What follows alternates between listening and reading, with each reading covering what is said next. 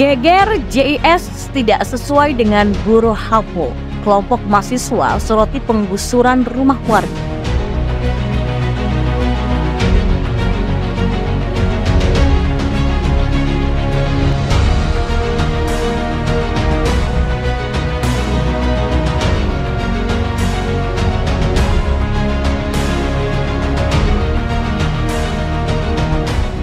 Propertindo Jakpro sebagai pemilik aset, mereka sudah melayangkan banding administratif terhadap pemerintah provinsi atau Pemprov DKI Jakarta dan PT Jak.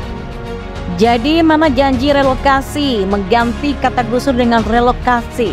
Hasil akhirnya rakyat terlunta-lunta hidupnya hanya demi elektabilitas. Bahkan harga sewa kampung susun bayam juga sangat mahal, gak sesuai dengan kemampuan ekonomi warga yang digusur yang hanya seorang pekerja harian dan serabutan.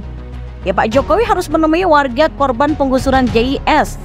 Kami yakin Pak Jokowi bisa menyelesaikan masalah ini karena Pak Jokowi punya rekam jejak yang baik dalam menangani warga terdampak penggusuran yang mengutamakan dialog dengan warga, kata Arjun.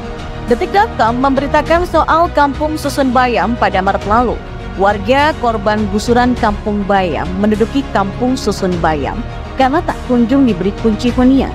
Mereka mengemper dan bertahan di kawasan itu, menggelar terpal dan beraktivitas di luar.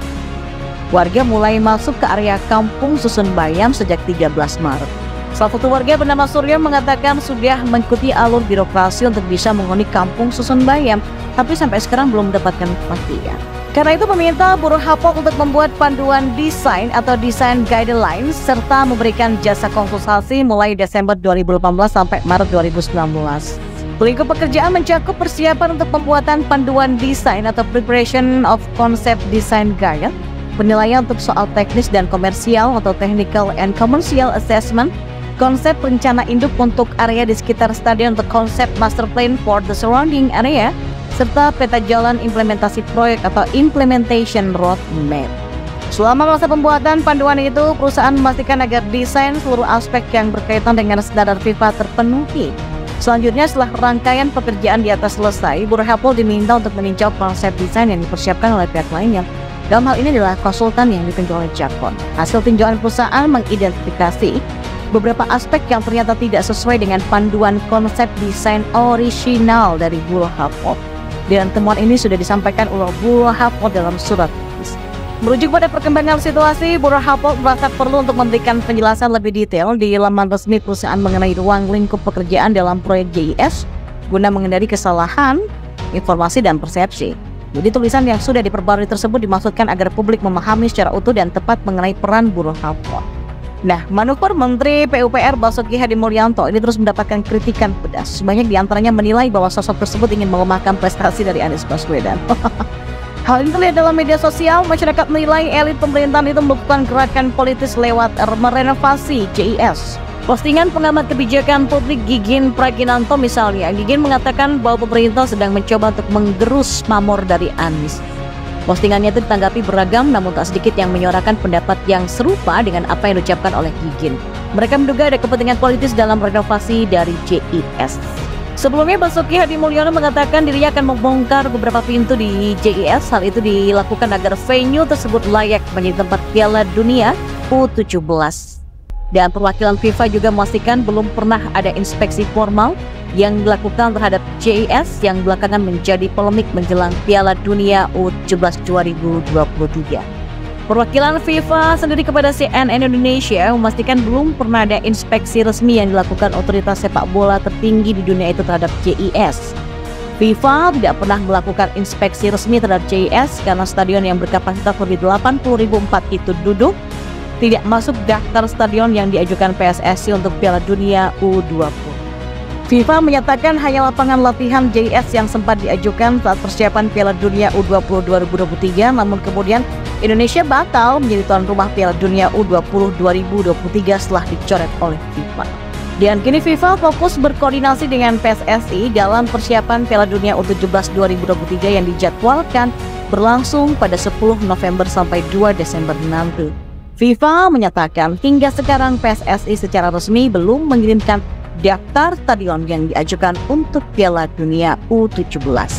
FIFA akan segera melakukan kunjungan resmi ke Indonesia setelah PSSI menyerahkan daftar stadion yang akan digunakan dan sampai kini belum ada tanggal resmi mengenai jadwal inspeksi FIFA ke Indonesia.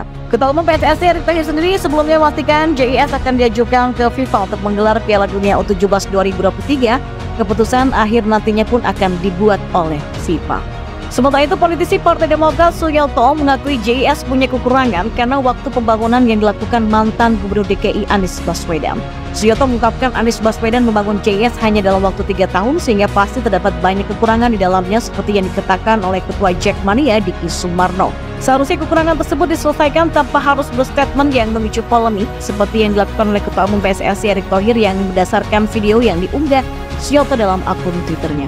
Dalam video tersebut, Erick Thohir yakin FIFA akan langsung mencoret JIS jika datang hari ini melihat dari kondisinya. Pasalnya sejumlah ketentuan stadion yang dibangun Anies ini tidak sesuai dengan standar. Menteri BUMN itu pun juga mendorong perbaikan JIS agar sesuai dengan standar sehingga ketika diajukan bisa memenuhi FIFA. Untuk diketahui, JIS menjadi salah satu opsi untuk tempat penyelenggaraan Piala Dunia U17 setelah Stadion GBK akan dipakai untuk konser Coldplay. Namun hal ini menimbulkan polemik karena JIS dianggap PSSI belum berstandar FIFA dan rencana renovasi menimbulkan banyak kecurigaan lantaran dikaitkan dengan politik. Propertindo Jakpro sebagai pemilik aset, mereka sudah melayangkan banding administratif terhadap pemerintah provinsi atau Pemprov DKI Jakarta dan PT JAK. Jadi mana janji relokasi mengganti kata gusur dengan relokasi? Hasil akhirnya rakyat terlunta-lunta hidupnya hanya demi elektabilitas. Bahkan harga sewa kampung susun bayam juga sangat mahal, gak sesuai dengan kemampuan ekonomi warga yang digusur yang hanya seorang pekerja harian dan serabutan. Ya, Pak Jokowi harus menemui warga korban penggusuran JIS. Kami yakin Pak Jokowi bisa menyelesaikan masalah ini karena Pak Jokowi punya rekam jejak yang baik dalam menangani warga terdampak penggusuran yang mengutamakan dialog dengan warga, kata Arjuna. Detik.com memberitakan soal kampung susun bayam pada Maret lalu. Warga korban gusuran kampung bayam menduduki kampung susun bayam karena tak kunjung diberi kunci hunian. Mereka mengempel dan bertahan di kawasan itu, menggelar terpal dan beraktivitas di luarnya. Warga mulai masuk ke area kampung susun bayam sejak 13 Maret. Salah satu warga bernama Surya mengatakan sudah mengikuti alur birokrasi untuk bisa menghuni kampung susun bayam, tapi sampai sekarang belum mendapatkan kepastian. Karena itu meminta buruh Hapok untuk membuat panduan desain atau desain guidelines serta memberikan jasa konsultasi mulai Desember 2018 sampai Maret 2019. Lingkup pekerjaan mencakup persiapan untuk pembuatan panduan desain atau preparation of concept design guide, penilaian untuk soal teknis dan komersial atau technical and commercial assessment, konsep rencana induk untuk area di sekitar stadion untuk konsep master plan for the surrounding area, serta peta jalan implementasi proyek atau implementation roadmap.